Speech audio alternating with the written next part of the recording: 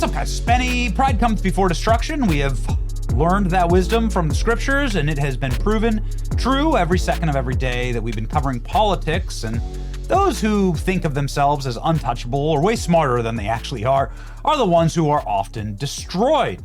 You can see that in everything from the Epstein files, all the way to the Clinton family, all the way to those who are trying to charge President Trump with made-up crimes. Like, for instance, in Georgia, where Donald Trump simply objected to an election result that was clearly fraudulent. Water pipes burst, bags of ballots were found, shoved through the machines. Nobody had any records of what was happening. And quite frankly, there's an enormous amount of proof that true and actual fraud did occur in Georgia. That election was shady as hell. Joe Biden did not win Georgia, and Donald Trump had every right to object to it. He was charged with crimes because of that, for noticing, and then given an epic mugshot, which was a wild backfire. That mugshot was, they gave him a rap album, is what they did. But nonetheless, it was an annoying process. Clearly cost tens of millions of dollars, took Donald Trump off the campaign trail. That was the point of all of it. The process is the punishment. And that process is now over today, as the entire case has been officially dropped. But pride does come before destruction. I mean, it for me, it's very sad because this was the most entertaining of timelines. Fani Willis, who, again, is just one of these people who is dumb. He's a very low IQ individual. But the worst kind of people on earth are not high IQ individuals who think they're dumb or are humble, but low IQ individuals who think they're smart. All right? These are the worst kind of people on earth. Know your station in life, right? And be okay with that. But people like Fani Willis, they think they're so much smarter than they really are. So they make comments like this. I'm so tired of hearing these idiots call my name as Fanny in a way to attempt to humiliate me. Because like silly schoolboys, the name reminds them of a woman's rear. That, all these local cases like Fani. It's spelled Fanny. It's spelled Fanny like your ass, right?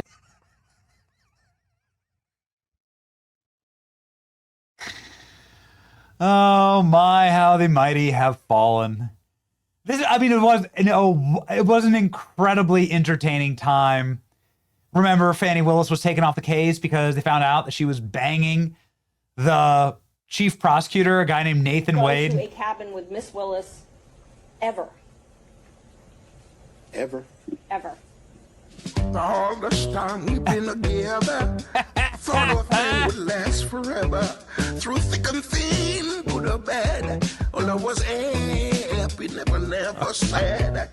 Now it's all gone sour, getting worse by the hour. Let's break up now. No. You've never gone to a cabin with this. No. These are the best. This is the best timeline. President Trump then roasting Ignited by Fanny in Georgia. Fanny. How did that work out? And her lover, Nathan Wade. And they hired him for almost $1 million because of his great experience. Of course, he didn't have any experience. He had experience in something else. You know that. Experience in something else. Well, they were taken off the case, and they promised that they weren't a couple, but now here in the LA airport, you can see Fani, and Nathan Wade carrying her bags like a complete schlep. What a sad, miserable couple.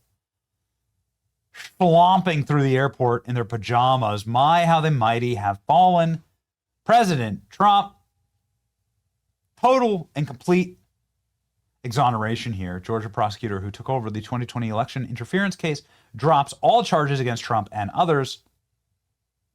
Pete Skandalakis, who took over the case, Fulton County District Attorney Fani Willis, was disqualified, said that the case was without precedent. Oh, yeah, baby. You love to see it. A Georgia judge ended the sprawling 2020 election interference case against President Trump and his co-defendants after a prosecutor who took it over said he was dropping the charges. The decision, the Fulton County Superior Court Judge Scott McAfee came shortly after prosecutor notified the judge that he would not be proceeding with the charges. He took over the case after Fani Willis was disqualified. In my professional opinion, the citizens of Georgia are not served by pursuing this case in full for another 5 to 10 years. He says that the case does not serve the interests of justice and promote judicial finality. Ooh, baby. It's beautiful. Look at this, though. Look at what Fani gave us. The mugshot. Come on, baby. I mean, on some levels, you got to be thankful for this mugshot. He said the decision is not guided by a desire to advance an agenda based on my beliefs and understanding of the law. Trump defense lawyer Steve Sadow said on the statement, the political prosecution of President Trump disqualified DA Fani is finally over. The case should never have been brought. Impartial prosecutor has put an end to this lawfare. Great. They should now sue Fani Willis. For real. In a 22-page memo explaining the reasoning for the decision, the prosecutor noted the entire case is without precedent and pointed in part to the challenges of trying the case against a sitting president. There you go. Without precedent against the president. Got it. Georgia drops 2020 election case against Trump. Allies. New prosecutor declines. There it is. CNN literally crying on air over it. Look at the expression of CNN of this breaking news. Sorry. Yes, he's dismissed all of it. Fani Willis took President Trump's mugshot, and all she did was help him get reelected president. Case dismissed, witch hunt over. Fulton County DA Fani Willis must face accountability for her corruption and unlawful weaponization against President Trump and his supporters. She severely harmed a lot of good people in her bogus prosecutions of objecting to the presidential election, which is allowed by the Electoral Count Act of 1887. And that's why Democrats didn't face charges for objecting to Republican presidential wins. Fani took our country to the brink. She belongs in prison. Good. Do that next. Wonderful news. Congratulations to David and Jeff Clark and everybody who's targeted by this farce. This farce is finally over. I'll have more to say. I hope that you all sue Fani Willis. Poor Fani, I hear she's getting the Grey Goose hard right about now. Remember her talking about how much she loves Grey Goose. Election interference case. Dismissed. Totally huge. Yep. Huge win. Should have never been brought. Without precedent to sue the president. As a victory for POTUS, Fani Willis' politically motivated prosecution is dead. Should never have been filed in the first place. Case dismissed. Hallelujah. You can thank one woman for this. Ashley Merchant, who followed a hunch all the way to the disqualification of the prosecutor in the entire case, saving the Trump and many others ruthless political lawfare. That's exactly right. I do think that making the perpetrators of obviously egregious lawfare accountable, step back to sanity, make Fani Willis, her shadow puppet masters, and her minions criminally or at least civilly pay liable for the torture she put the president through. Make this scum pay is what everybody's saying.